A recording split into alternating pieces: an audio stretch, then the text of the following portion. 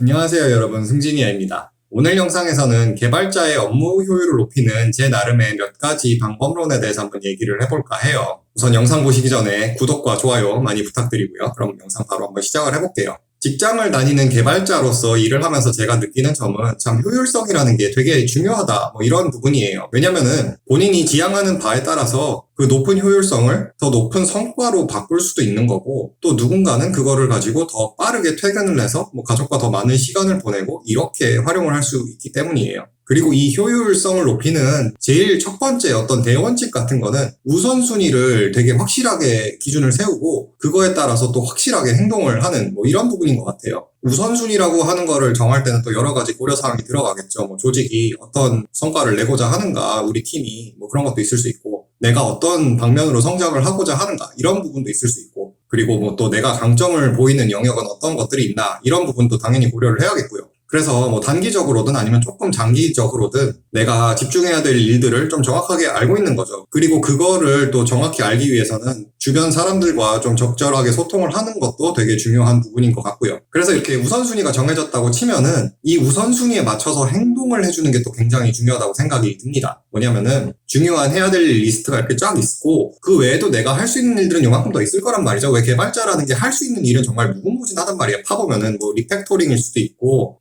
버그를 고치는 걸 수도 있고, 문서를 만드는 걸 수도 있고, 아니면은 프로덕션에 모니터링을 고도화하는 걸 수도 있고, 이런 것들이 이제 우선순위 아까 말한 거에 이렇게 포함이 돼 있으면 좋겠지만, 근데 나는 또 약간 관심이 가는데 우선순위에 포함이 되지 않는 것들도 정말 많이 있을 수 있단 말이에요. 근데 이제 우선순위가 높은 일을 하다가 갑자기 어느 날 무슨 버그가 굉장히 갑자기 매력적으로 느껴지네요. 이걸 갑자기 내가 쳐다보고 싶어요. 사실 누구도 그렇게 관심 가져주는 건 아닌데 왠지 나는 좀 하면 뿌듯할 것 같은 그런 거 있잖아요. 그래서 그거를 한다고 몇 시간을 쓸 때도 있고, 하루 종일을 쓸 때도 있고, 하루 종일을 써도 그게 잘 해결이 안 돼서 다음날 와서 또 보고 그럴 수도 있고, 이런 식으로 잊혀져 버리는, 투자돼 버리는 시간이 많아지면은 그게 본인이 만족이 된다면 좋을 수도 있겠는데, 이 효율성 면에서 봤을 때는 썩 효율적이진 않은 것 같아요. 또 하나 효율성을 높이는 어떤 작은 팁 같은 것 중에 하나는, 자기가 익혀야 될 혹은 이해해야 될 뭔가 정보가 있을 때 그거를 어느 정도 깊이로 이해할지를 딱 정하는 거예요. 그 필요에 따라서. 예를 들어서 내가 데이터 분석 업무를 하는데 작년 단기간에 어떤 지표를 뽑아야 돼요. 그리고 그 전임자가 하던 스크립트가 이렇게 쫙 있어요. 한 몇백 줄짜리가 있어요. 그리고 그 전임자가 말하기를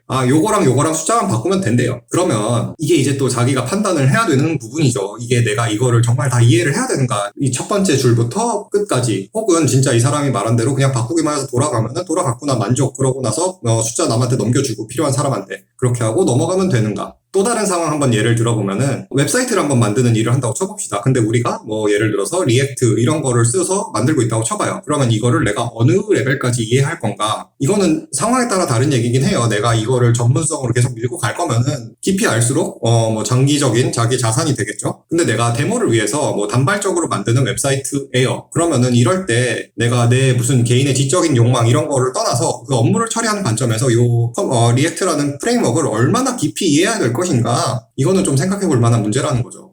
이게 돌아가는 수준에서 내가 필요한 컴포넌트들이 어떻게 가져다 써야 되는지를 이해하는 선에서 마무리하고 내가 필요한 걸 만들고 넘어갈 수 있는 것인가? 혹은 내가 정말 이거의 그 밑단까지 딱 내려가서 완벽하게 이해를 해야만 나는 만족을 하니까 그렇게 할 건가? 제가 드리고자 하는 말씀의 요지는, 시간을 투자를 하는 곳을 정해서 시간을 투자를 하자, 이런 부분이에요. 나한테 중요한 일이면은, 나한테 장기적인 자산이 될 만한 그런 기술이면은 시간을 공들여서 이렇게 익혀내고 이런 게 중요하겠죠. 근데 그런 게 아니라 단발성이고 일회적이고 나한테 그렇게 좀 부차적이다 싶으면은 진짜 필요한 부분만 싹 받아들이고 빠르게 그 다음에 딱 넘어가고, 이런 게 더 효율성 관점에서는 좋을 수가 있다고 저는 생각을 해요. 그리고 또 한 가지 또 효율성이라는 측면에서 드리고 싶은 말씀은, 필요 이상의 것들에 대해서 신경을 좀 끄는 것도 효율성을 높이는 데 도움이 될 수 있는 것 같습니다. 뭐냐면은, 이제 개발자로 일을 한다는 거의 장점은 사실은 언제든 어디서든 일할 수 있다는 것이라고 생각을 하는데, 반대로 뒤집어 얘기해도 사실이거든요. 그러니까 개발자의 최대 단점도 언제든 어디서든 일할 수 있다가 될 수 있어요. 무슨 말이냐면은, 내가 어디에 있든지 내가 지금 몇 시든지 간에 이메일을 받을 수가 있고, 그 이메일에 대해서 대응을 나는 언제든 할 수 있긴 하죠. 노트북만 있으면 웬만한 거는. 그러면 이제 내가 어떤 요청을 받았어요. 이메일을 통해서. 이거를 내가